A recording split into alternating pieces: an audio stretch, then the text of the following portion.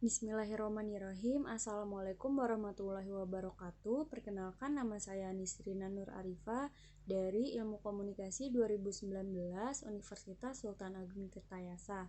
Di sini saya akan mempresentasikan tentang UTS Komunikasi Lingkungan yang bertemakan mengangkat kearifan lokal dalam pelestarian lingkungan. Masyarakat Baduy di Desa Kenakes, Banten Selatan memiliki kawasan hutan keramat, dan kawasan hutan ini merupakan daerah yang paling disakralkan dan dilindungi oleh orang Baduy.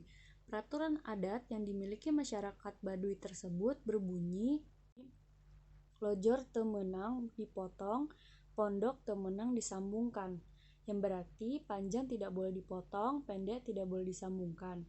Maknanya adalah tidak adanya perubahan sedikit pun atau tanpa perubahan apapun dan tidak mengubah sesuatu, atau dapat juga berarti menerima apa yang sudah ada. Dan istilah salah satu contoh kearifan lokal yang dimiliki masyarakat Baduy berkaitan dengan pelestarian lingkungan. Pendekatan budaya dan kearifan lokal yang bisa menjadi salah satu cara melestarikan lingkungan saat ini. Berbagai kerusakan lingkungan akibat ulah manusia semakin dicegah. Disinilah peran kearifan lokal dalam melestarikan lingkungan. Begitu banyak budaya yang dimiliki dan dikembangkan secara turun-temurun oleh masyarakat Indonesia terkait dengan pelestarian lingkungan, dan budaya tersebut merupakan kearifan lokal yang harus diperkenalkan dan diperkuat kembali oleh masyarakat, terutama para generasi muda dalam upaya mencegah kerusakan lingkungan. Kearifan lokal adalah cara masyarakat menjaga lingkungannya untuk bisa dinikmati di generasi di masa depan, dan kearifan lokal merupakan pengetahuan lokal yang digunakan oleh masyarakat untuk bertahan hidup dalam suatu lingkungan yang menyatu dengan sistem kepercayaan, norma, budaya, dan diekspresikan dalam tradisi dan mitos yang dianut dalam jangka waktu yang lama.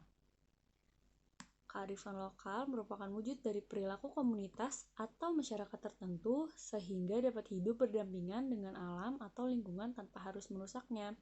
Namun semakin kesini terjadinya degradasi lingkungan dan kerusakan lingkungan, dan salah satu faktor utamanya adalah pandangan yang antroposentris yang tidak memperhatikan kearifan lokal. Degradasi lingkungan juga disebabkan telah melemahnya peran lembaga adat dan penerapan nilai-nilai kearifan lingkungan untuk menjaga kelestarian lingkungan. Di zaman yang semakin berkembang ini, akhirnya di setiap sudut dari belahan bumi manapun juga mengikuti perkembangan zaman, dan akhirnya terjadi degradasi di sekitar kita. Degradasi lingkungan merupakan sebuah penurunan kualitas lingkungan atau tidak normalnya komponen-komponen dari sebuah ekosistem akibat dari adanya pembangunan yang tidak memikirkan lingkungan. Di sini campur tangan manusia sangat berpengaruh, sehingga amat sangat penting sebuah konsep pembangunan berkelanjutan itu dilakukan, karena pembangunan berkelanjutan sangat memperhatikan kelestarian lingkungan baik di masa sekarang dan di masa mendatang. Jangan sampai generasi yang datang terancam karena kesusahan yang dilakukan oleh pembangunan di masa yang sekarang. Pembangunan berkelanjutan bukanlah suatu konsep yang sederhana tentang bagaimana proses pembangunan generasi saat ini mampu menopang generasi yang akan datang, melainkan juga menawarkan suatu paradigma asasi terhadap prinsip-prinsip yang harus dijadikan dasar dalam upaya pengintegrasian perlindungan lingkungan hidup dalam setiap aktivitas pengelolaan lingkungan hidup. Tujuan pembangunan berkelanjutan atau Sustainable Development Goals merupakan agenda internasional yang menjadi kelanjutan dari tujuan pembangunan berkelanjutan. SDGs ini disusun oleh Perserikatan Bangsa-Bangsa yang melibatkan 194 negara dan berbagai pelaku ekonomi dari seluruh penjuru dunia. Lalu, pembangunan berkelanjutan memiliki 4 pilar penting, yaitu pilar pembangunan sosial adalah tercapainya pemenuhan hak manusia yang berkualitas secara adil dan setara untuk meningkatkan kesejahteraan bagi seluruh masyarakat. Yang kedua, pilar pembangunan ekonomi, yaitu tercapainya pertumbuhan ekonomi berkualitas melalui keberlangsungan peluang kerja dan usaha, inovasi, industri inklusif, infrastruktur memadai, energi bersih yang terjangkau dan didukung kemitraan. Yang ketiga, pilar pembangunan lingkungan adalah tercapainya pengelolaan sumber daya alam dan lingkungan yang berkelanjutan sebagai penyangga seluruh kehidupan. Yang keempat, pilar pembangunan hukum dan tata kelola adalah terwujudnya kepastian hukum dan tata kelola yang aktif, efektif, transparan, akuntabel, dan partisipatif untuk menciptakan stabilitas keamanan dan mencapai negara berdasarkan hukum. Lalu, berdasarkan penelitian yang sudah dilakukan oleh penulis, analisis yang dapat diambil benang merah bahwa kearifan lokal merupakan gagasan yang timbul dan berkembang secara terus-menerus di dalam sebuah masyarakat berupa adat istiadat, tata aturan atau norma, budaya, bahasa, kepercayaan, dan kebiasaan sehari-hari. Fungsi kearifan lokal adalah sebagai berikut. Pertama, sebagai penanda khusus. Kedua, sebagai elemen perekat. Ketiga, memberikan warna keberagaman bagi sebuah komunitas. Keempat, mengubah pola pikir. Kelima, mendorong terbangunnya kebersamaan. Nilai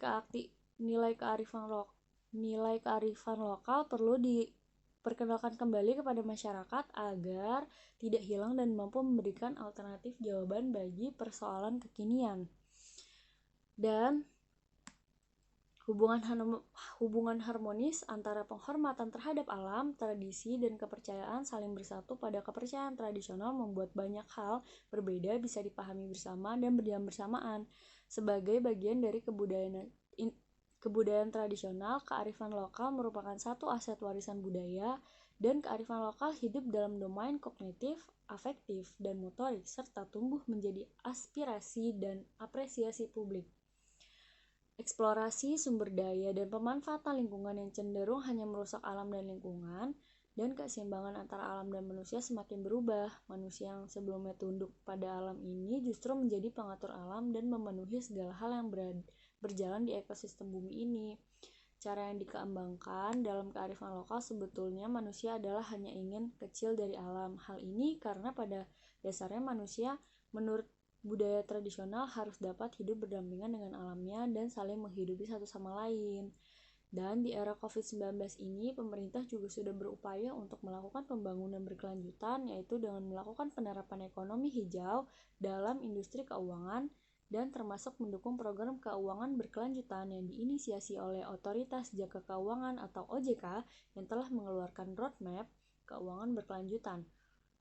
Harapan besar untuk suku Baduy untuk bisa bekerja sama dengan pemerintah untuk berupaya melestarikan lingkungan dengan mengedepankan kearifan lokal dan bisa menggunakan cara pembangunan berkelanjutan guna membangun negara Indonesia menjadi lebih baik dan alam pun juga terlestarikan dengan baik dan benar. Sekian dari saya. Billahi taufiq wal hidayah. Wassalamualaikum warahmatullahi wabarakatuh.